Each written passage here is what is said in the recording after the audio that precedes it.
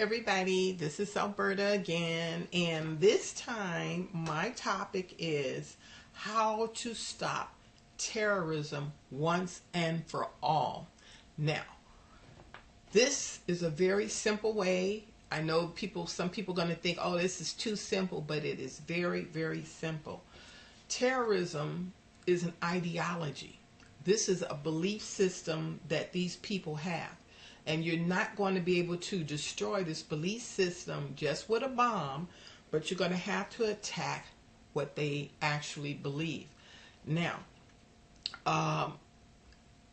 this is one of the ways that you're going to be able to do it. The Muslims believe that if they kill you, you're an infidel, that they will be going to heaven, especially the men, and they will be getting 72 virgins. Now, the question you could ask, who told you that you're going to get to heaven and get 72 virgins?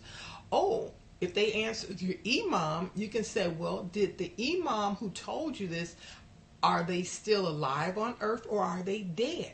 And if they're dead, how are they communicating with you? Because they don't believe in, the Muslims don't believe in, the dead and what have you. So how are they communicating? So that's the number one way. Attack their belief system. Also, they believe that if they're holy, like the women who are walking around completely veiled with their faces covered, they believe that this is a way of being holy so that when they go to heaven, they can be loose. That means they'll be able to wear their little tight-fitting red dress with the high heels and short and everything. They believe that the holier they are on earth, the more loose they can be in heaven. But one excellent way to attack that is that if you look in the Bible book of Genesis, there was one of Abraham's children, Judah. Judah actually was out one day and he went to a prostitute woman. And the prostitute actually was completely veiled because it was shameful to be associated with a prostitute. So if you look in the scriptures, you'll find that Judah went to this prostitute woman, but it turned out that this woman was actually his daughter-in-law, and his daughter-in-law did this because her husband had died, and Judah was supposed to give her one of his sons, and it didn't work out.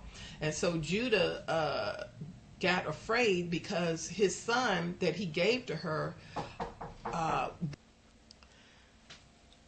Okay, back to the video. And this information that I mentioned about Muslim women covering themselves, where they actually did get it from, you can look in the Bible here at Genesis chapter 38. And you can read the information about why the women covered themselves. So, again, you must attack their belief system. And you don't do it, this is very important, you don't do it under a religious basis, because basically this is their government.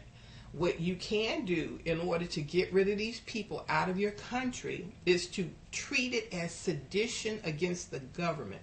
Because if they go along with Islam against the United States government, they are actually subverting your government. So you don't kick them out on the basis of a religion. You kick them out on the basis of sedition against our government.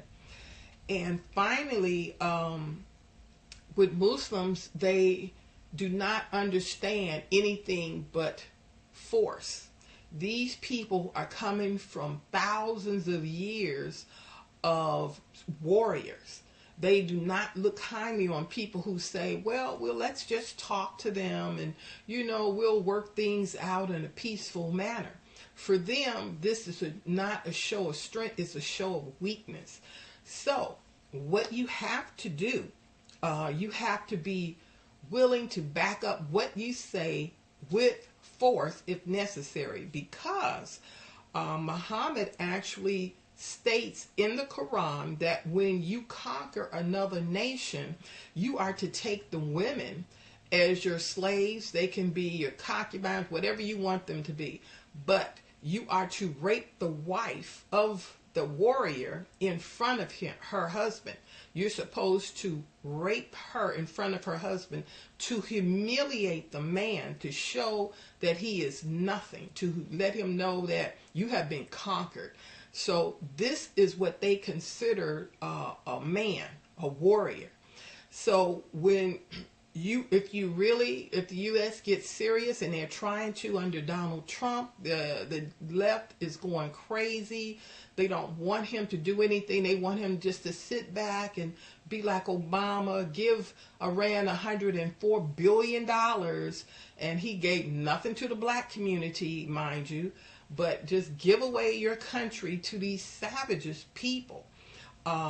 He can't do that.